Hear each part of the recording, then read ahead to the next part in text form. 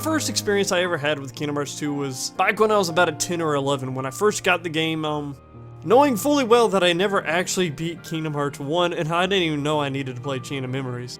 But I was still really ecstatic for the games because I remember the first reason I ever wanted the games in the first place was because I saw all these Disney worlds and Disney characters and I thought it was freaking awesome. Not really knowing anything about Final Fantasy, I didn't know anything about that back then. But I still wanted the game nonetheless, even though I didn't know anything about it before. But my reasons for loving the series pretty much changed with the entirety of this game. Because we start out with this character we've never seen before, even though I thought it was Sora, but it really wasn't Sora. I thought he just had a different design, but it turns out when somebody said his name, I was totally lost after that because I didn't know who this man was.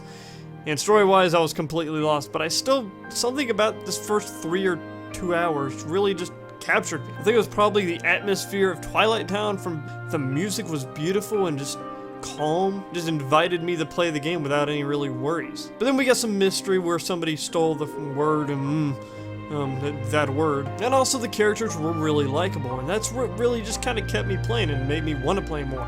That's all I really needed. But I think the moment that I knew this was a special game, that I was going to love this game, was the first time that we saw Roxas dual wield, and that battle between Axel was badass, and it is one of my favorite moments in the Kingdom Hearts series, and one of the most badass moments in the series too. But the game quickly shifted tones really fast after that battle, where we actually saw Roxas disappear, and that was a beautiful scene, just how bittersweet everything was, because we were losing this character that some people may not like from these first 2 hours, but I loved, and then he's gone. But then we get to play as this character we knew already.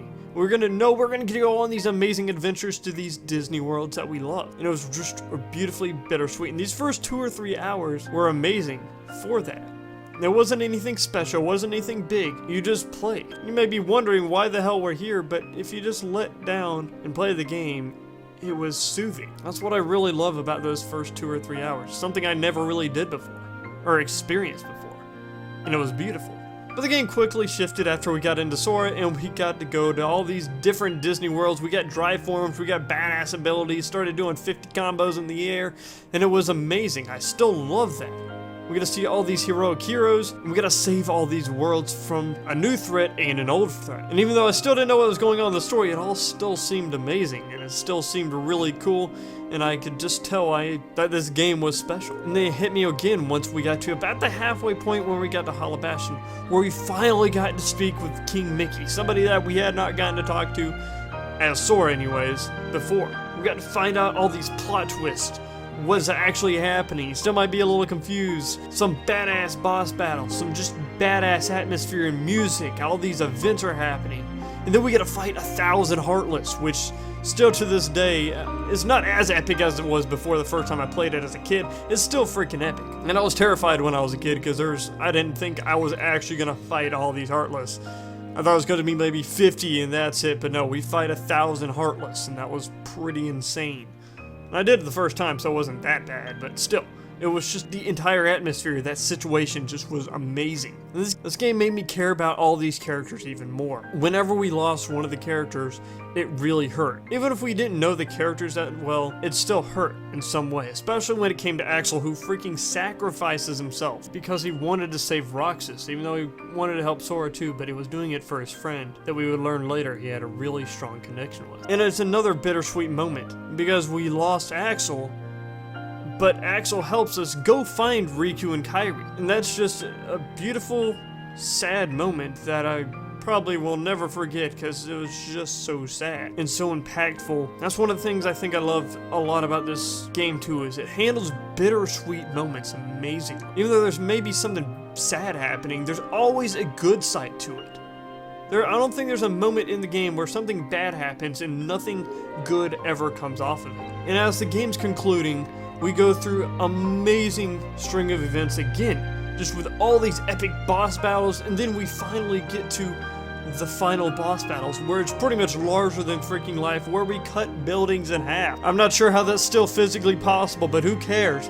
That's badass. The entire atmosphere of all these events. The game nails atmosphere. I love the feeling of intensity that those last few battles brought to me. And you even fight basically a blue eyes white dragon. I remember when I was a kid, I think I was in the middle of the battle and we were gonna go get ice cream or something like that, and they kept my parents kept yelling at me to get in the car, we're gonna go, or something like that, and I was like, give me 5 more minutes, I gotta beat this battle.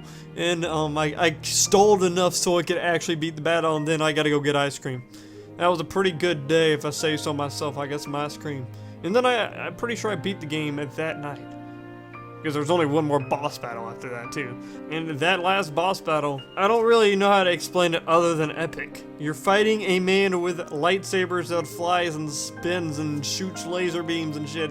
And you're fighting in the realm of nothingness, but at the time when I was a little kid, I had no idea where we were and it just looked like a bunch of swirling stuff, but it was amazing. And then we get to the famous 1,000 laser beam, I don't know what to call those things, lightsaber shooting fest, and I remember I only attacked with one character, I think the first 1 or 2 times I played the game, and I always wondered why Riku was just standing there. I still won the battles, I just always wondered why Riku wasn't doing anything. Why is Sora the one protecting Riku? And I figured out you pushed both buttons, but still, I was really confused. And after that battle, we get a gorgeous, heart-touching, feels ending, even though it wasn't really a sad ending, it was actually a really happy ending. But it's just set up so beautifully, especially when it came to Kairi's note. I still get the feels and the chills every time I hear those lines. It's just so beautiful. And then the music plays, and then they get out of that realm of darkness and they fall out of the sky onto the beach of Destiny Islands, and they see Kairi, Mickey, and Donald and Goofy, and everybody's happy, and then you see Naminé and Roxas through Kairi and Sora. And I don't really know how to explain that scene. I'm getting the chills even saying it. I just love that scene so much. One of the other best things that the series does, it teaches you something. Even though it might not be sometimes in your face, sometimes it is in your face, and sometimes it's cliche, you learn something every time you play the game. And even as a kid, even now, all these so-called cliche notions still matter, such as friends are power. Friends are some of the most important things in your life, and you don't need to forget that. And you also need to remember, be humble, be confident, be strong, be positive. And also, there is always a light at the end of the tunnel. No matter what anyone says, you may be in the dark times, but there is always something good that's going to come.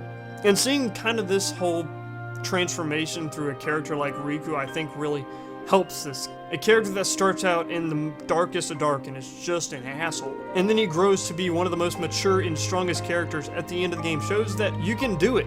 You can get through these times. Also, to accept your flaws, even if other people may not like them, to accept that this part of you is there. I know I'm getting all preachy and shit, but this is what I learned from these games, and this is why I love this series so much. But you also might be wondering why I'm making this video. Actually, you probably know if you read the title.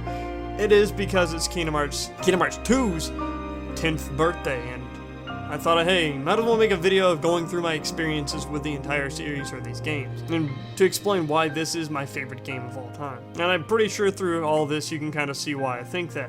From the combat, the story, and the atmosphere, it's all amazing. I love it.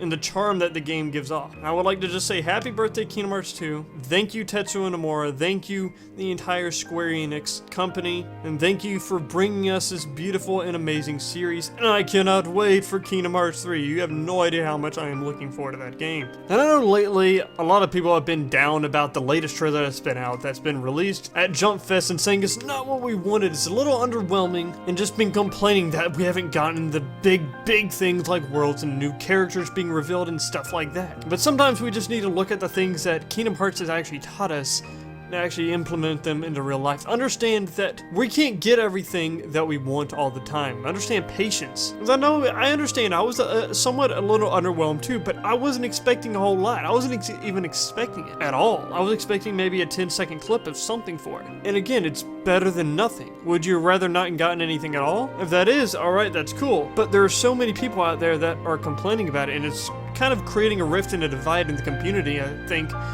And I like that everybody's passionate about the series, but I think we need to accept that we're not going to get a whole lot every single time. We're just going to get things along the way, because this game, if they want it to be great, they're going to have to take their time with it. I would rather them take their time with the game and get it 2 years from now and be one of the best games ever created, rather than rush, give us all these trailers and stuff, then rush it and give it to us in 6 months and be a subpar game. So I think we need to somewhat look at what these games teach us and understand that patience sometimes is the best thing. But I'm done preaching. I've preached twice now. I'm done. But my name is the Arcane Keyblade. Tell me what y'all's experiences are with this game, your first experiences with this game. Tell me why you love the series, why you don't love the series.